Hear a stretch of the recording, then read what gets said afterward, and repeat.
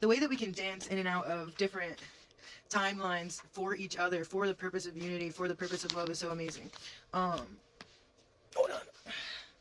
So we can literally explain things on all levels because that's like where we're at. So there's, you know what I mean? Anyways, false marriage. So some of you are being pulled in and out of this false like twin flame, not even really false twin flame because the experience was exactly as it should be, but this situation, even if you weren't married to this person, it's this energy of like reminding you this is like an inverted mirror because they're gonna come at you with like one last play. That one last play is gonna be most likely used to the person that they think they're going to get the highest reaction and the highest like trigger out of, so they're going to most likely go for that twin flame energy and systematically try to break you down one last time using this consciousness. Karmic loop broken, karmic loop, broken program, illusion falls, and that's tied to this person. So like this last act of whatever is going to be literally what just annihilates and disconnects this entire situation because they have you like manipulated in a sense where they're pulling you in and out, making you think that they have something that they have to give you or something that you need, but that is an illusion to keep you locked into their timeline and keep you locked into them, just period, the falseness of them. The time isn't later, the time is now. Again, with this heavy on this energy, the pull back, the pull and the release, and the pull and the release, and the pull and the release, and the pull and the release. It's literally like a loop over and over and over and over and over and over again. And like you're coming to the end of that loop, the loop is starting to like loop out, but it's on like the last, you know, like you wear out old VHS tape so many times that like the end gets like slow and distorted. That's like where you're at with this slow and distorted disconnect. It's like a slow fade off. And they fear themselves. They're literally left right now facing all parts of who they are, what they've done. Now, again, with like unity consciousness and how everything is a reflection, that's also an individual expression of source with their own consciousness, their own experience and all that. And what they've done with their experience and their consciousness is kept themselves in a loop of guilt. In order to come out of this loop of guilt, they would literally have to face themselves and take accountability for what they've done to you and to, you know what I mean? They literally have to take accountability and face themselves. But the fear of what they see when they look at themselves is too much for them to like go through right now. It's not love or hate for them, it's fear. Again, like this energy is heavy on this person. Also like fear of exposure because you're starting to speak out, you're starting to talk more about your situation and like, you know what I mean? It's starting to scare them because they don't know what you're going to say. They don't know how much you're going to expose. They're just like kind of chilling. Not chilling. They're just sitting around waiting for all chaos to break out. Witnesses and ex-partners. So again, this person literally witnessed everything that you went through, and that's the guilt that's sitting here eating them alive. That's the energy that's heavy right now. That's the fear that's heavy on him right now. It's the guilt. And then ex-partner was on the back. So again, ties the witness to that.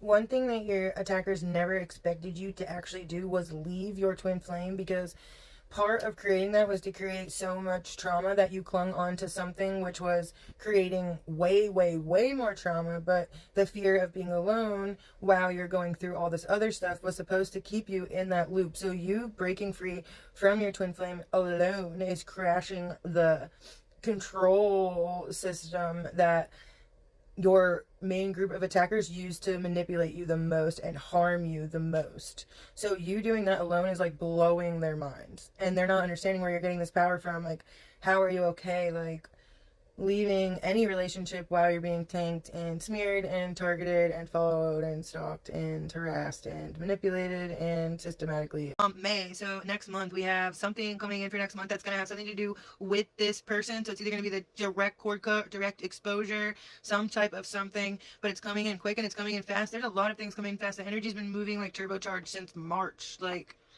I say like March 13th. Remember when I was heavy on the I've been heavy on the detachment. That's where source has me right now in the collective of what it's so important. Keep praying, keep moving, and keep sharing your truth.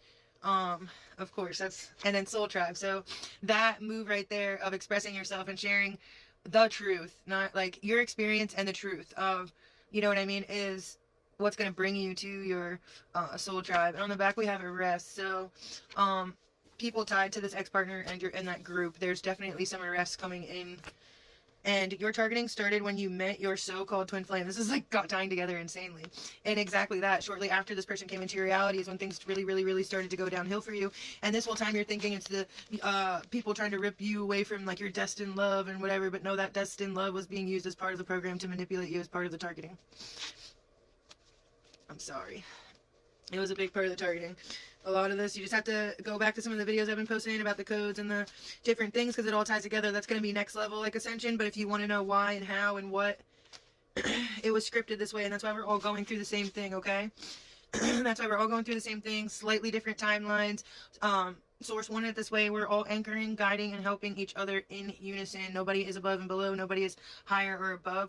We're different expressions on different waves. And each of those waves is literally helping co-create and merge that other wave. We're all moving this together. So but some stuff may, even if you're in this detachment phase, some of that information will help you understand the detachment, help you understand what is really going on, you know, what's really happening to you and stuff like that. Let's see what the very, very bottom says. Rise for all to see from all timelines, unity. I love that. That's perfect. Also self-explanatory.